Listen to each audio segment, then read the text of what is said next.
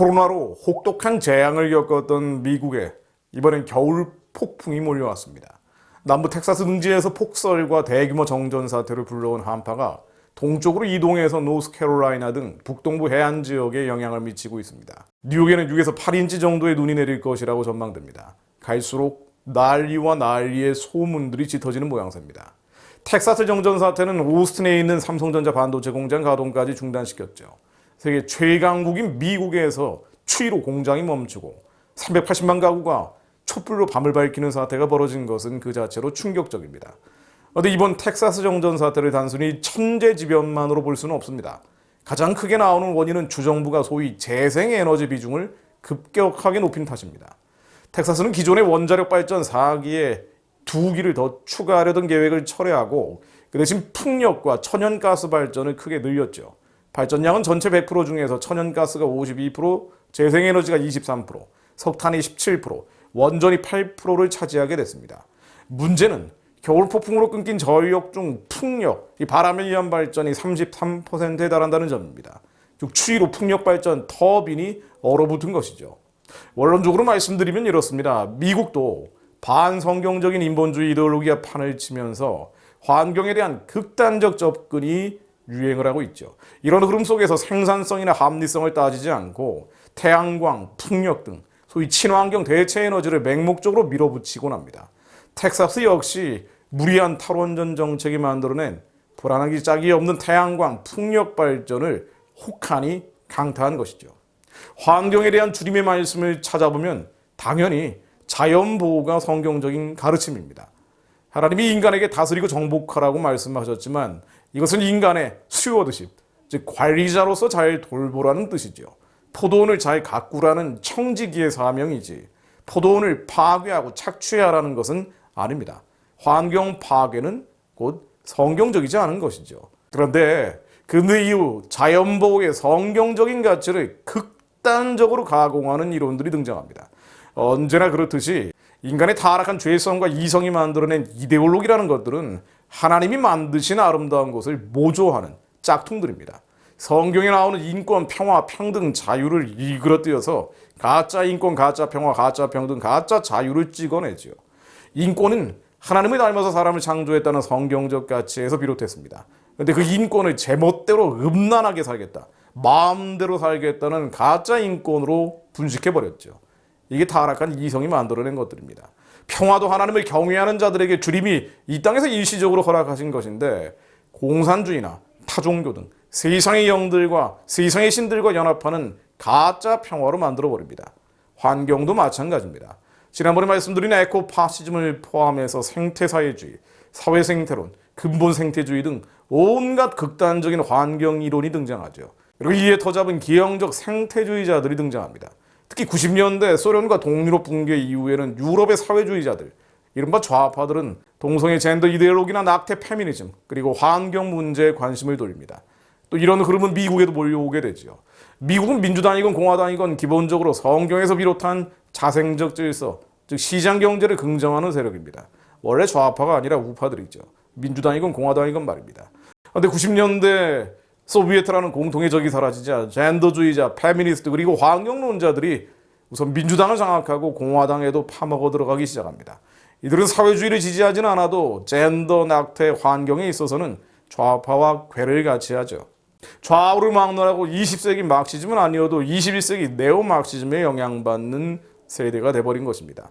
그 결과 소위 재생에너지에 절대성을 부여하는 풍조가 전체 미국 지식인 사회를 풍미하게 된 것입니다. 그런데 이것은 인간이 하나님께 부여받은 스튜어드십, 관리와 개발 자체를 막는 것으로 흐르게 되죠. 예수님이 재림하신 이후에 이루어질 새하늘 새 땅에 대한 기대가 없다 보니 옛하늘 옛 땅인 지구를 보호하는 차원이 아니라 신성시하는 일종의 지구가 우상이 돼버린 것입니다. 저천이 아니라 이 땅의 유토피아를 만들려는 것이죠. 지구는 고대 그리스인들이 대지의 여신을 부르던 가이아처럼 신성한 생명체이자 유기체로 인식되기 시작합니다. 지구가 우상이 된 것입니다. 텍사스 정전 사태 뒤에는 이런 인본주의 이데올로기의 창궐과 확산, 결국 우상 숭배가 있습니다. 인간의 탐욕, 즉 물질에 대한 우상 숭배로 환경 오염이 심해졌다면 그로 인한 또 다른 우상 숭배, 극단적인 환경 보호 이론들이 횡행하게 된 것입니다. 마치 시소 게임처럼 우로 좌로 치우치면서 세상은 균형을 잃고 끝을 향해 가는 셈이죠. 적어도 그리스도인이라면 모든 우상을 버리고 하나님의 부르심에 합한 열매를 맺기 위해 매진하는 것이 성경적입니다. 문재인 정권은 전남 신안 앞바다에 48조 5천억 원을 들여서 세계 최대 해상 풍력단지를 짓겠다는 계획이죠. 참고로 한국은 유럽의 해상 풍력단지에 비해서 여건이 더 나쁜 곳입니다. 유럽 같은 곳에서는 북해에서 같은 방향의 바람이 꾸준히 불지만 한국은 겨울에 북서풍, 여름에 남서풍 등 계절에 따라서 풍향이 바뀝니다. 경제성이나 효율성에 문제가 많죠. 전문가들은 기후변화 대처에는 날씨 영향을 거의 받지 않고 탄소 배출도 미미한 원전만한 대안이 없다고 입을 모읍니다. 그런데도 한국은 경제성, 생산성 여부와 무관하게 탈원전과 풍력, 태양력 위주로 간다고 하죠. 세계 최고 기술을 죽이고 전기료 인상으로 경제에 충격을 주는 것은 물론 에너지 안보도 위협하는데 말입니다. 이건 이데올로기 때문입니다. 그런데 기독교인들도 방관하거나 동조한다는 것이 심각합니다. 이러다가 마이스의 징조들, 기후변화 같은 이변들이 특달같이 밀려오면 대책이 없어집니다. 재난영화 같은 일들이 벌어질 수 있죠. 그리고 악한 자들은 코로나 팬데믹에서 그렇듯이 이런 위기 해결을 명분 삼아서 더욱 강력한 통제와 감시를 강화해 갈 것입니다. 사실은 그들이 스스로 자초한 것이고 그리스도인들도 이 세대를 본받아서 환경, 인권, 평화, 평등 같은 인본주의 이데올로기, 실은 물질에 대한 숭배에 동조해서 벌어진 일인데도 말입니다. 로마서 12장 1절로 그러므로 형제들아 내가 하나님의 모든 자비하심으로 너희를 권하노니 너희 몸을 하나님이 기뻐하시는 거룩한 산 제사로 드리라. 이는 너희의 드릴 영적 예배니라. 너희는 이 세대를 본받지 말고 오직 마음을 새롭게 함으로 변화를 받아 하나님이 선하시고 기뻐하시고 온전하신 뜻이 무엇인지 분별하도록 하라. 우리가 잘 아는 로마서 말씀처럼 우리의 몸은 하나님이 기뻐하시는 거룩한 산 제사로 드려야 할 제물입니다. 가장 소중히 여기는 것, 가장 소중히 여기는 것조차 주님께 드려야 한다는 것이죠. 모리아산에 이삭을 하나님께 바치려 했던 아브라함처럼 말입니다. 유행가처럼 떠도는 땅의 가치, 우상을 버리고 하늘의 소망, 선하고 기쁘고 온전하신 뜻을 따라 살아야 한다는 것입니다. 오늘 말씀드린 환경 문제 적용하자면 환경 파괴도 탐심과 정욕이라는 우상 숭배를 하는 것이지만 가짜 평등, 가짜 평화, 가짜 인권, 그리고 이 가짜 환경 이데올로기, 또 다른 우상 숭배, 십자가에 못 박아 주님의 뜻을 따라야 한다는 것입니다. 하나님, 저희가 10년 가운데 머물고 계신 주님의 강력으로 저희 머릿속에 있는 모든 이론이 파해지게 하시고 하나님 한 것을 대적하여 높아진 것을 다 파하고 모든 생각을 사로잡아 그리스도에게 복종케 하옵소서.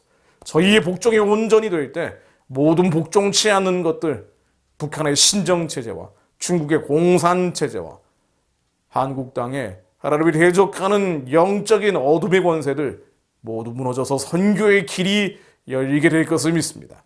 선교의 길이 열리게 될 것을 믿습니다. 우리가 소중히 여기는 이 땅의 가치들, 모든 우상, 보이는 우상, 보이지 않는 우상들, 탐욕과 정욕은 물론 온갖 세속적인 이데올로기들 다 십자가에 못 박게 하시고 오직 주님이 선하고 기쁘고 온전하신 뜻만 따라가게 하옵소서. 예수 그리스도 이름으로 기도했습니다. 아멘.